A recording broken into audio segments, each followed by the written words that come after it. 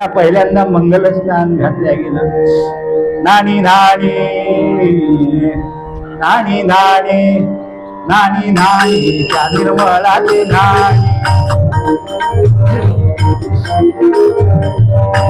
नानी नाणी त्या निर्मळाचे नाणी नानी नानी त्या निर्मळाचे नाणी गंगाचरणी जामिनी घाली पाणी बघ गंगाचरणी जामिनी घाली गंगाचरणी जामिनी घाली पाणी नानी नानी त्या निर्मळाचे नाणी नानी नानी त्या निर्मळाचे नाणी नानी नानी त्या निर्मळाचे नाणी राम तुला दोन्ही आंबळ शुद्ध सत्वाचे घालून जळवो शुद्ध सत्वाचे शुद्ध सत्वाचे घालून जळवो नानी नानी निर्मळाची नानी नानी नानी नानी नानी त्या निर्मळाची नानी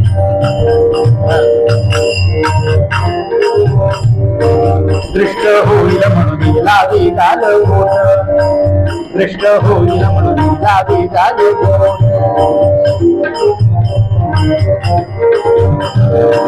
दृष्ट होईल म्हणून दृष्ट होईल म्हणून लावी गाल गोट प्रभुच्या कपाळी रेखीयनी पीठ गो प्रभुच्या कपाळी रेखीयनी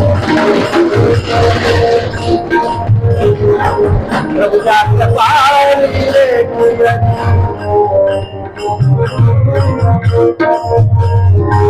प्रभुच्या कपाळी रेखीयनी प्रभो नानी नानी नानी नानी त्या निर्मळाची नानी नानी त्या निर्मळाची नानी नानी नानी निर्मळाची नानी त्या निर्मळाची नानी त्या निर्मळाची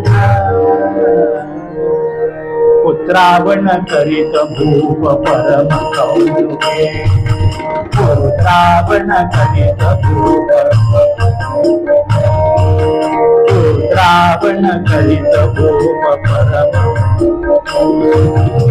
वाटिनी बहु शर्करा वाटी बहु वाटिली बहु सरकराची वाटिली बहु उपनायके उपनायके श्रावण करीत नूप परम कौतुके श्रावण करीत नूप श्रावण करीत 12 दिवस पर्यंत हा पुत्रोत्सव आनंदोत्सव साजरा केला. विविध प्रकारची दानं दिली. कितीतरी लाख सवत्स धेनू ब्राह्मणांना या दशरथाने अर्पण केल्या. कितीतरी सुवर्णदान, कितीतरी भूदान, कितीतरी धान्यदान या दशरथाने केलंय. आणि मग मंडळी त्या मुलांचा नामकरण विधी करायचा. 12व्या दिवशी प्रभू रामरायांचा नामकरण विधी करण्याला सगळ्या अयोध्येतल्या सुवासिनींनी गर्दी केली आणि मंगल स्नान घालून मंडळी त्या बाळाला औक्षवंत होण्यासाठी औक्षण करताय. या या या धनी या या या या या या या या धनी औक्षण करण्याला राजा औक्षण करण्याला औक्षण करण्याला या या धनी औक्षण करण्याला औक्षण केलंय महाराज. जातक विधी पूर्ण केला वसिष्ठ महामुनींनी आणि सगळ्या त्या सुवासिनींनी मिळून त्या बालकाला, कौशल्येच्या बालकाला पाळण्यात घालायचं म्हणून समारंभ केलाय. सुवर्णाक्षरांनी नाव लिहिलंय धान्यामध्ये त्या मुलाचं. रमवी जनास म्हणून, रमवी जनास म्हणून राम असे नाम ज्येष्ठ पुत्राचे.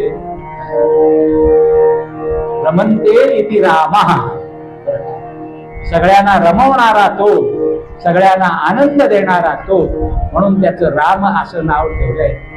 सुवासिनींनी कोणी गोविंद घ्या, कोणी गोपाळ घ्या, असा त्या बालकाचा गोपा केला.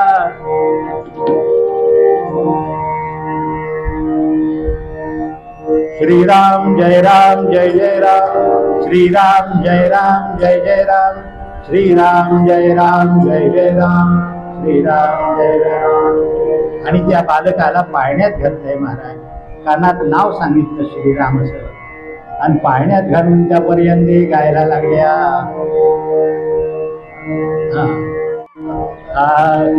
बाळा जो जो दे, बाळा जो जो दे, बाळा जो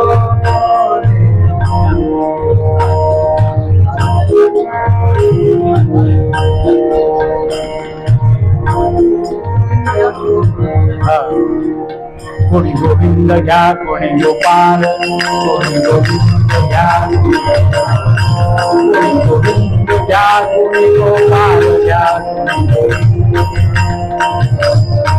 कोणी गोविंद घ्या, कोणी गोपाल, गोविंद घ्या, कोणी दामोदर घ्या, कोणी गोविंद घ्या, कोणी दामोदर घ्या, गोविंद घ्या, कोणी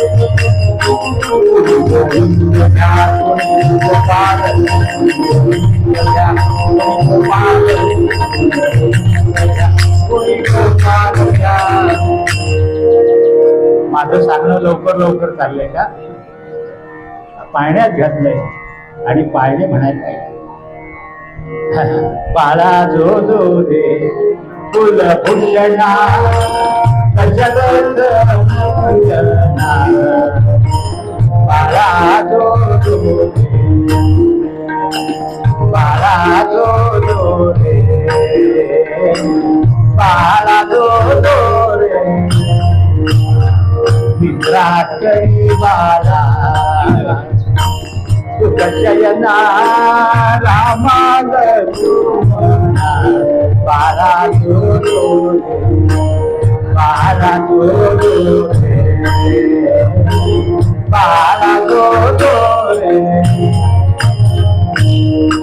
इक्ष्वाकुचे वंशी बाल जन्मले ऋषिकेशी कौसल्ये ते कुंजी बारा